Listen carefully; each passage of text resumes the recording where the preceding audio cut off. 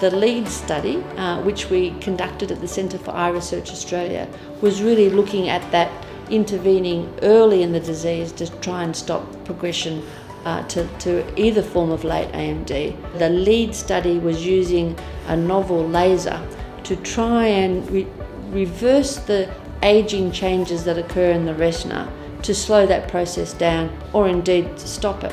So the general advice still is for people with a family history of AMD is to perhaps when they turn 50 and are looking to get reading glasses, that they should go to their optometrist or ophthalmologist if they have one, just for a routine review of their ocular health, which would include a look at their retina. If they have the early signs of AMD, they would be given a chart called an Amsler grid, which is basically a piece of paper with a grid on it, and they're asked to monitor one eye at a time, looking for any significant change in vision, usually a blur or distortion. But the idea of that is really to cover one eye and just check that you can see all right with the other. So in the study we were quite particular that we wanted people with large drusen, so by large I mean greater than 125 microns, and we also wanted people who hadn't already progressed to the very early sign of cell death. So for our study, they actually were here for several hours because we did a lot of imaging because we wanted to very well characterise what they looked like.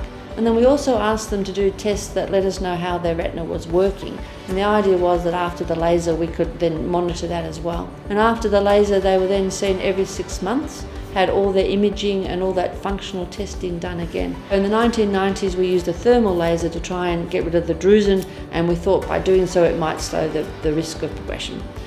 Whilst the laser did seem to reduce drusen, it didn't really slow the progression.